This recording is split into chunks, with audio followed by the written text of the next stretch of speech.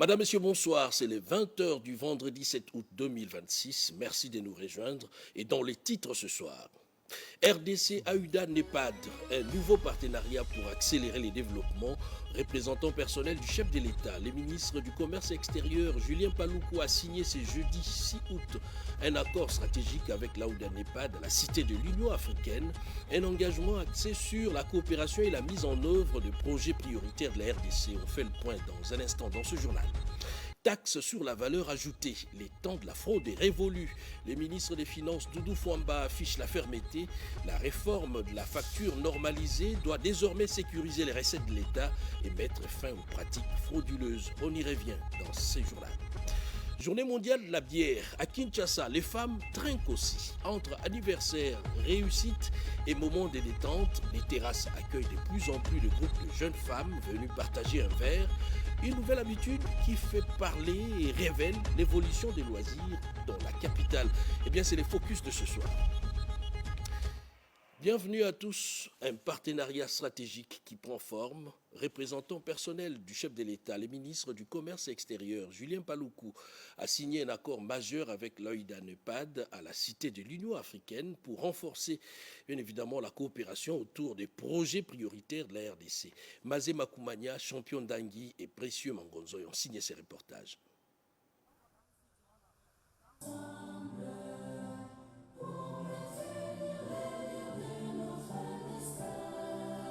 L'hymne de l'Union africaine entonné, suivi par l'exécution du debout congolais, la cérémonie de séjour avait tous les caractères solennels pour célébrer l'ouverture prochaine à Kinshasa du bureau pays de l'Agence de développement de l'Union africaine, nouveau partenariat pour le développement de l'Afrique, AUDA NEPAD en sigle, en présence du président de la République, chef de l'État, de la première ministre Judith Suminwa et des représentants d'institutions financières intercontinentales. Le ministre du Commerce extérieur, Julien Paluku, et la secrétaire exécutive de l'Agence de développement de l'Union africaine, Dr Negros Bekele Thomas, ont signé cet important accord qui permet à la RD Congo d'abriter un bureau de représentation de cette agence appelée à servir d'interface entre la RD Congo et l'AUDA NEPAD pour l'identification, l'intégration et les financements de grands projets. C'est l'équivalent, si je peux dire, de ce que vous attendez souvent les PNUD pour les Nations Unies. Maintenant, c'est notre organe qui a en charge l'exécution de l'agenda 2063.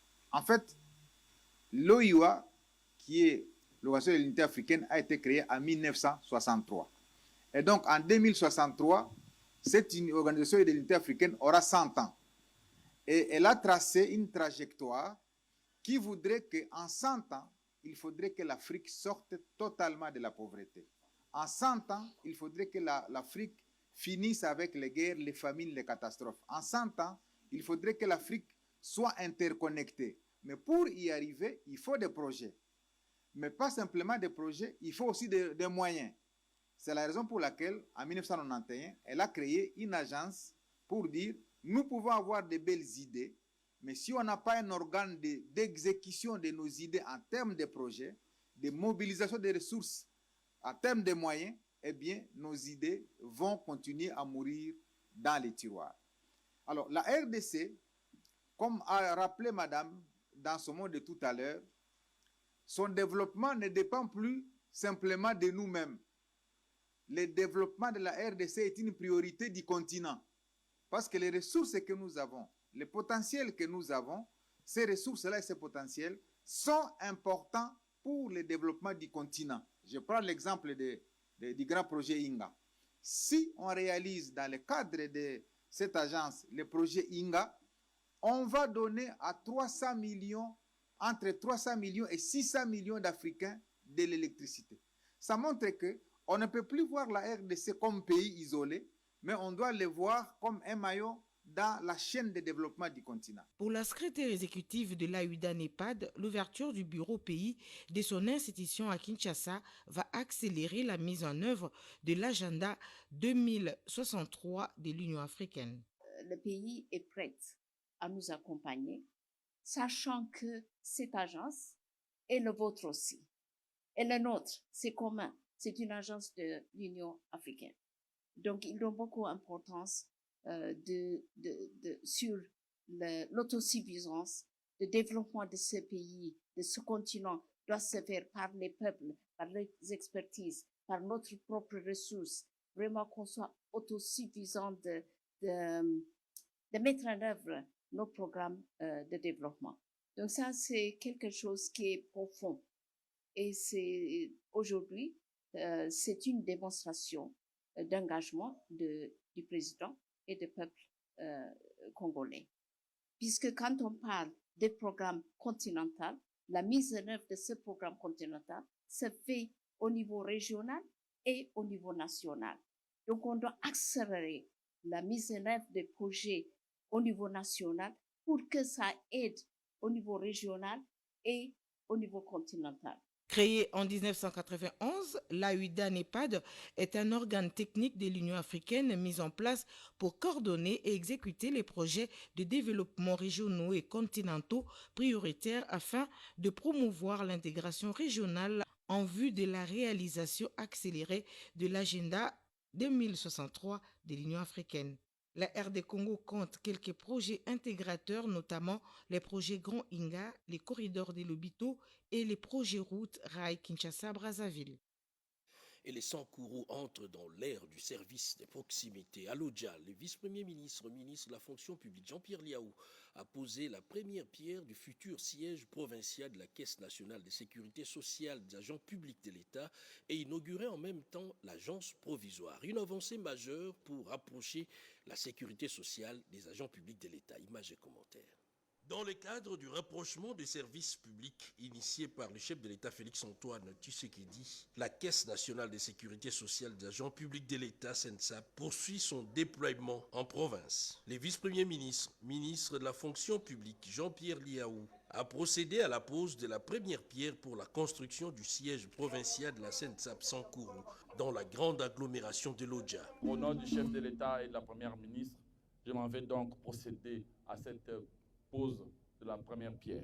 En attendant l'achèvement des travaux de ces nouveaux sièges, Jean-Pierre Liaou a également inauguré les sièges provisoires de la CENSAP en présence des autorités provinciales et des élus du peuple de ces coins de la République. Cet acte n'est pas que symbolique. Il est l'expression d'une volonté, la volonté d'un homme, Félix-Antoine Tshisekedi Tshilombo, président de la République et chef de l'État, qui tient à ce que chaque Congolaise et chaque Congolais, quel que soit son rang social, quel que soit son lieu d'habitation, puisse être bénéficiaire d'une sécurité sociale certaine. Cet acte marque le début d'une ère de soulagement pour les agents publics de l'État de la province du Sankourou, désormais assurés de bénéficier d'un service de proximité. Pour nous, c'est un grand sujet de joie que le chef de l'État puisse demander à ses ministres d'aller à l'intérieur. Que le ministre de la fonction publique, qui a changé la fonction publique, vienne maintenant pour que les fonctionnaires sankourois puissent maintenant vivre ça. On ne peut que remercier le Seigneur pour ça. Et dans le même registre, les obsèques des agents publics, désormais mieux garanties face au poids financier des funérailles, eh bien la Caisse nationale de sécurité sociale des agents publics de l'État met en œuvre le régime mutualisé garantie obsèques, une nouvelle protection sociale fondée sur la solidarité entre agents publics. On en parle avec Nadine Foutouka.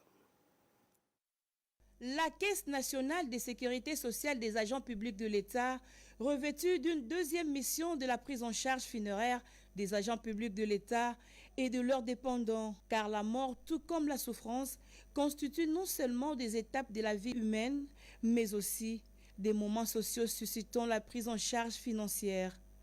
Les conditions sociales exposent ainsi plus d'un agent public de l'État aux défis relatifs au coût des funérailles. C'est ainsi que le gouvernement en a décidé à la prise en charge désormais des obsèques des agents publics de l'État au travers de la maison sociale des références, Caisse la CENSAP, pour soulager tant soit peu la souffrance des bénéficiaires. Cette prestation sociale qui prend cours le 1er août 2026 s'inscrit dans la vision du chef de l'État, Félix-Antoine Tshisekedi Tshilombo, de renforcer la protection sociale des agents publics de l'État et à garantir une assistance diligente à leurs dépendants en cas de décès. Cette vision est matérialisée par un arrêté ministériel du vice-premier ministre, ministre de la fonction publique, modernisation de l'administration publique et d'innovation du service public de l'État. Parlons emploi à présent, le gouvernement serre la vis. Eh bien, le ministre de l'Emploi et du Travail, Ferdinand Massamba, lance des contrôles dans les entreprises privées pour faire respecter les emplois réservés uniquement aux Congolais, conformément aux instructions du chef de l'État. On en parle avec Willy Atunakov.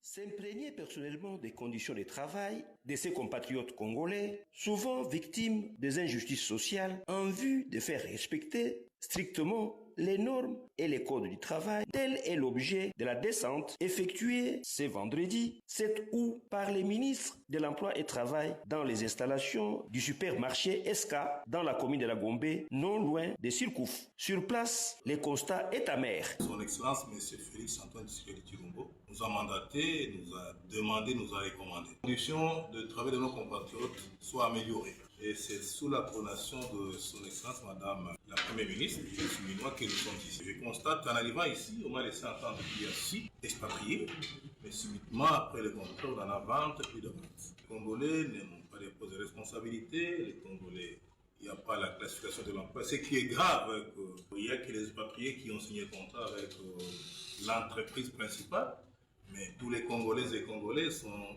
placés, sont sous-traités. Après avoir eu des entretiens tour à tour avec les travailleurs congolais et représentants des employeurs, le patron de l'emploi, Ferdinand Massamba Wamasamba, a instruit Marie Mugalou Moteba, inspectrice générale du travail, et Teddy Dako Epanza, directeur provincial de Kinshasa, pour constituer une commission ad hoc afin de contraindre l'employeur à se conformer sans tergiversation et sans complaisance à la législation en matière du travail en République démocratique du Congo. La jeunesse congolaise s'élance à la conquête de l'emploi. De jeunes entrepreneurs présentent des projets innovants avec l'ambition de créer des opportunités et de participer à la transformation de la RDC, une dynamique saluée par les ministres de la Communication et Médias Patrick Mouyaya, Gaëtan Magalano et Didier Sefou. Après la phase de sélection du candidat à la deuxième édition du programme Mosala Elengi porté par la Quinoise avec l'appui de la Commission nationale de jeunes entrepreneurs de la FEC, a officiellement lancé le 5 août 2026 son cycle de formation au profit de 100 jeunes entrepreneurs retenus parmi plus de 1500 candidatures. La cérémonie d'ouverture a été marquée, entre autres, par les interventions du ministre de la Communication et Médias, porte-parole du gouvernement Patrick Mouyaya Katimbwe et de la deuxième vice-présidente nationale de la Fédération des entreprises du Congo. Je suis davantage impressionné de voir que c'est des jeunes Congolais qui veulent apporter des solutions made in Congo aux problèmes que nous connaissons. Et donc, comme membre du gouvernement, j'étais évidemment heureux de participer à cet échange, non pas seulement pour écouter les jeunes, mais aussi pour rappeler les engagements du président de la République et de tous les gouvernements d'accompagner les jeunes, bien au-delà de ces engagements, de mettre en place une structure, pourquoi pas une modalité qui nous permette au niveau du ministère de la Communication d'accompagner ces projets pour qu'ils puissent être davantage connus. Pendant 2 mois, les incubés bénéficieront d'un programme intense de formation et de mentorat. Je suis très fière de Madame Tissia parce que c'est une initiative de la FEC. Comme vous savez, lorsqu'on parle développement économique, lorsqu'on parle entreprise, la FEC est le passage obligé. Je remercie le ministre d'avoir pris le temps de soutenir cette initiative qui est Mosala Elengi, soutenir ces jeunes qui ont décidé de se lancer dans l'entrepreneuriat parce que l'entrepreneuriat est difficile. Le plus difficile, c'est même pas d'être entrepreneur, c'est de le rester. Signalons que cette rencontre a connu la participation du président Georges Mukuna de Nécropole, le FPI, FOGEC et Vodacom Congo. Les fraudeurs dans le viseur, le ministre des Finances Doudou Fouamba annonce la fin de la fraude à la TVA avec la facture normalisée comme nouvel outil de contrôle des recettes publiques. Sylvie Mouembo et Ibrahim Chako. Les cliniques fiscales ont vécu. Cette campagne vise à l'implémentation de la réforme de la facture normalisée, a tenu ses promesses. Au terme de ces cliniques, le ministre des Finances, Doudou Fouamba Likunde Libotaï, a martelé sur le fait que le temps de la fraude sur la taxe sur la valeur ajoutée appartient au passé. Une application mobile sera lancée dans le mois qui suit. Chaque consommateur pourra scanner une facture dans un supermarché pour vérifier si elle est conforme et que la TVA est encaissée au trésor public. Aujourd'hui, avec ces cliniques fiscales, nous venons siffler la fin des moratoires parce que nous en avons assez donné. À ce jour, le gouvernement de la République démocratique du Congo, à travers ce système qui a été implémenté, sait et est informé de la fraude pratiquée par chaque opérateur économique en matière de la TVA. Nous aurions choisi d'appliquer la loi immédiatement et nous avons pensé qu'encore une fois de plus, le monde des affaires pourrait évoquer les doing business. Une avancée significative dans les secteurs. L'Argentin national a salué le travail remarquable abattu par les équipes de la Direction générale des impôts.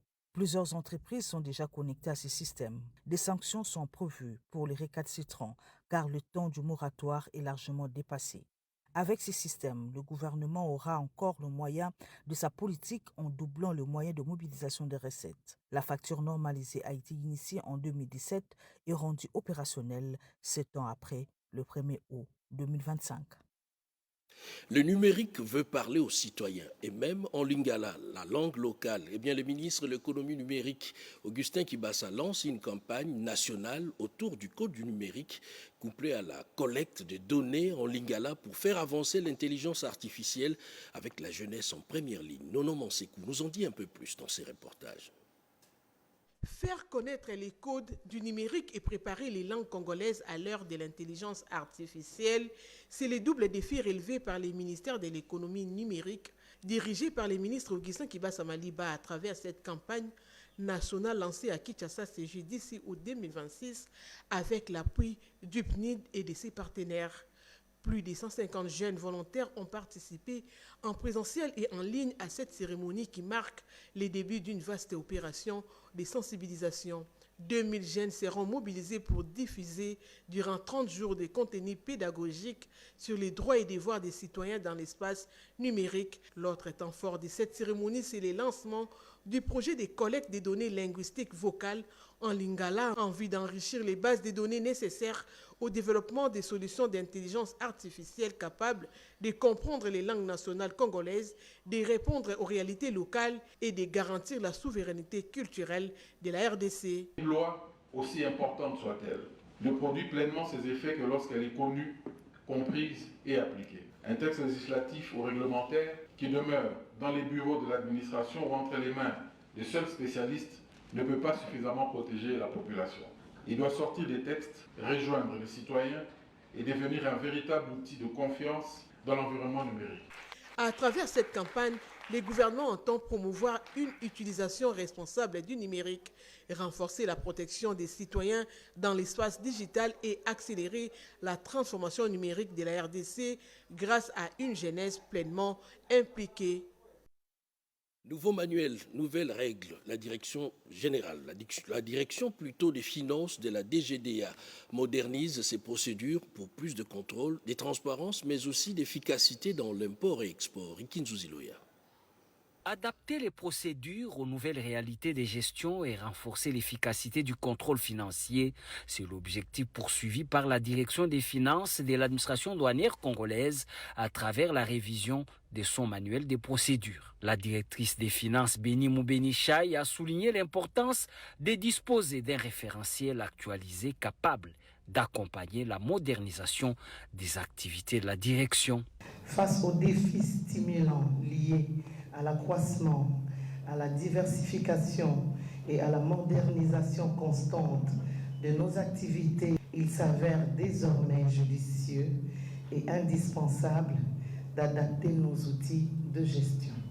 Les manuels des procédures constituent en effet un document de référence qui décrit les modes opératoires, les règles de gestion, le circuit des tâches ainsi que les responsabilités des différents acteurs au sein du contrôle financier. Ces assises revêtent une importance particulière car elles traduisent la volonté de notre administration de moderniser ses pratiques de gestion et d'adapter ses outils de travail aux exigences actuelles de performance, de transparence et de bonne gouvernance. La mise à jour régulière de ces documents doit également garantir la continuité de l'accès à l'information et assurer une meilleure traçabilité des opérations, notamment dans la gestion comptable et la présentation successive des états financiers, a souligné le directeur général en charge des questions techniques, Baouna Mabolia Jean-Louis. Un pont pour sortir Katakokombe de l'isolement et bien sûr la rivière Lotemba. Nous sommes dans les Sankourou. Un nouveau pont en béton armé accompagné des 4 dallos vient d'être inauguré sur l'axe Tchumbe-Loteta, Wembanyama-Lumumba-Ville. On en parle avec Chimène Dodo. Une nouvelle passerelle pour désenclaver les Sankourou. À Katakokombe, un pont à béton armé a été officiellement inauguré sur la rivière Lotemba. L'ouvrage, accompagné de 4 dallos, se situe sur l'axe stratégique Tchumbe, Loteta, Wembanyama, Lumumba-Ville. Sa construction, fruit de la collaboration entre le ministère du Plan et l'ambassade du Japon.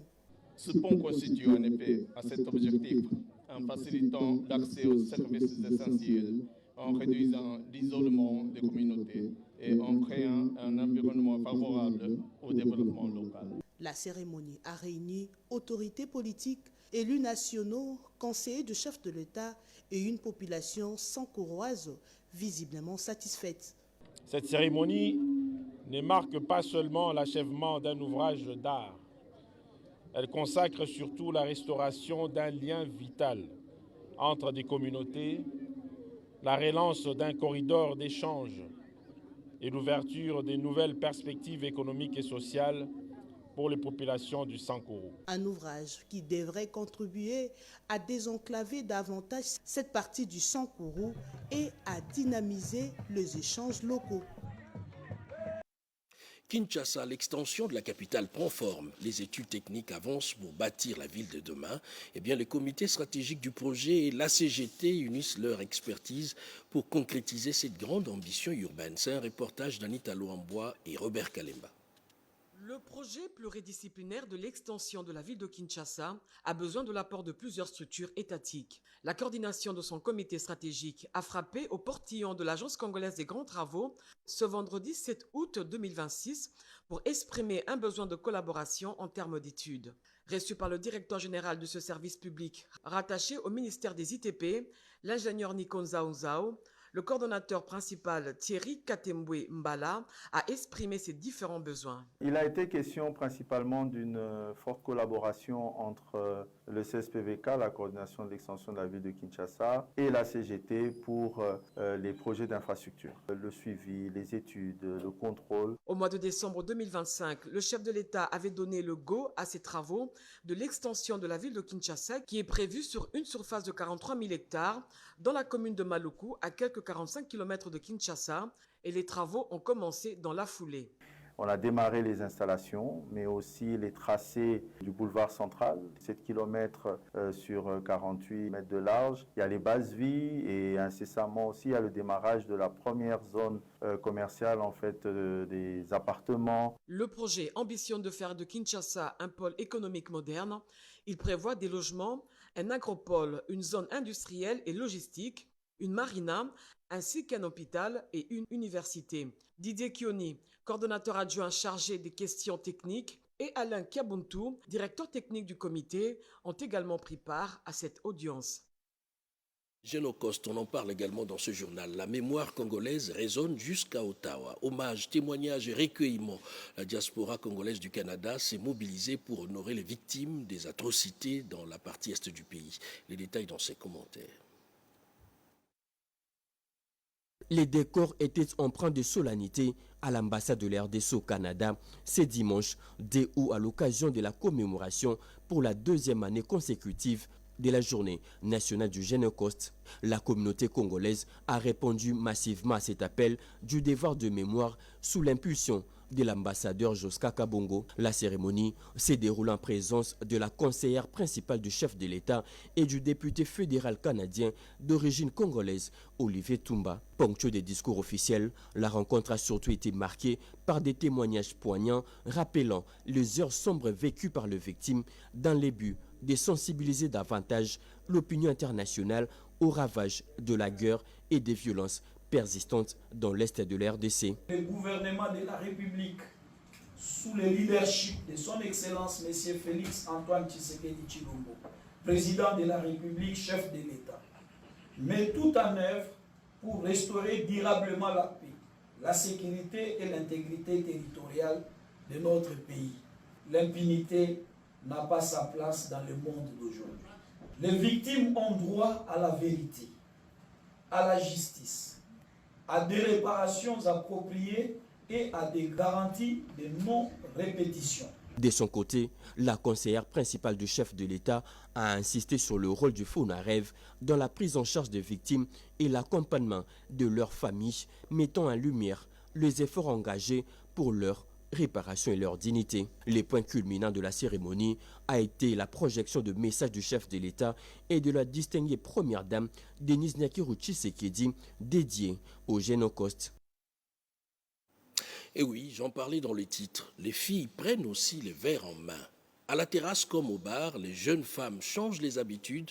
Anniversaire, réussite ou simple retrouvailles entre copines, la bière devient aussi une affaire des dames. Une tendance qui fait jaser. C'est le focus de ce soir avec Eric Abamba. Suivez. Les week-ends tombent, le terrasse et le bar s'y remplissent petit à petit. Des groupes d'amis se retrouvent l'un après l'autre. Autour des tables, les conversations s'animent. Au milieu de cette ambiance festive, une scène revient de plus en plus souvent. Des groupes de jeunes femmes réunies entre elles, partageant une bière sans être accompagnées d'hommes. Les tenanciers constatent une transformation progressive de leur clientèle. Les femmes ne viennent plus seulement accompagner leurs conjoints, anniversaires, retrouvailles entre anciennes camarades, célébrations après le résultat de l'exéta ou d'une collation des grâces, les occasions de... Nous recevons parfois des femmes qui viennent seules ou entre amis pour se détendre. Pour ces jeunes femmes, ces rencontres sont d'abord des moments de détente. Elles affirment que ces sorties leur permettent de renforcer leur lien d'amitié. Ce n'est pas un problème. Il m'arrive de sortir avec mes amis pour prendre une bière et faire la fête lorsqu'elles m'invitent.